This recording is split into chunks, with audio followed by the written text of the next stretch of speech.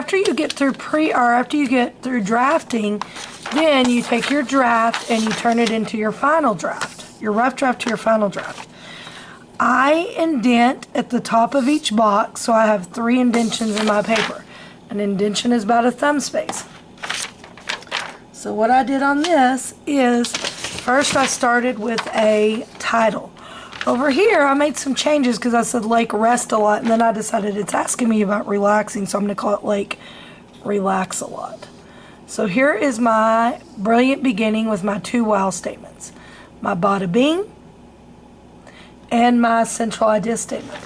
Now, I don't put my prompts over here of how I got the kind of sentences that I got.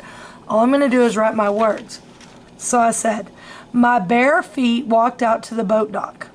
I gazed out to the ginormous body of water that was at the end of the dock. I took a deep breath and I thought, now I could get used to this. The only place I can truly relax is at the lake. So that's my brilliant beginning, bada bing, and central idea statement. And when you get through with your central idea statement, you need to ask yourself, did I define or did I tell them my favorite place to relax? If you didn't, you need to go back and fix it.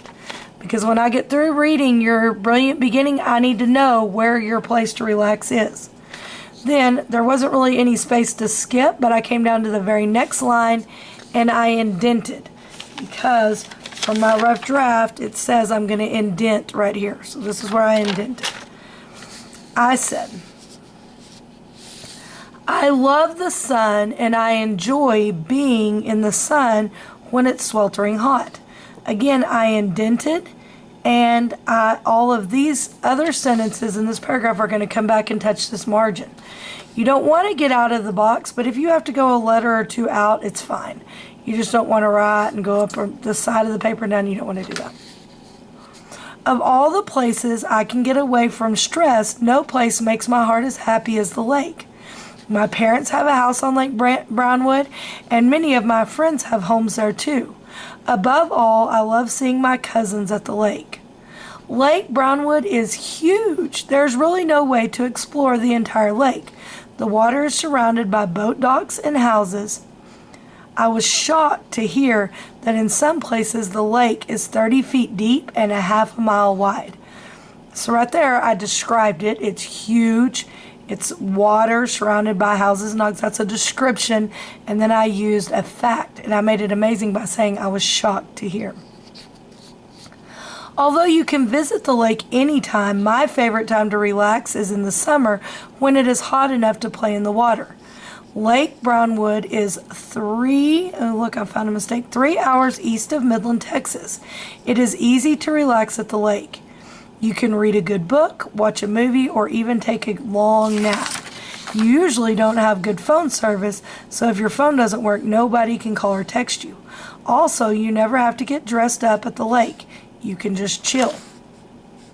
So that was the end of my paragraph that told why and gave examples that explained and made good word choices. So I skipped the rest of that line, and then I went down to the very next line, and I wrote my excellent ending, my I will never forget. So I indented right here, and I said, I will never forget all the fun summers that I have spent at the lake. Cooking out, seeing friends and family, playing in the sun and water makes it the most relaxing spot in the world. So, you know, lots of people, their favorite might look different going to the lake, because when I was younger, I liked to water ski and play in the water, but now I just like to relax, and relaxing to me is reading a book or taking a nap or not having to do anything. So, after you finish your final draft, I would go back and I would read it with a whisper phone to make sure that it says exactly what you want it to say. And then I would go back through the rubric and I would ask myself, write about your favorite place. I wrote about my favorite place. Did I describe it? Yes. Did I explain why it's your favorite? Yes, I did. So you need to do the same thing and make sure that when you do your final draft that it answers what the prompt is asking you to answer.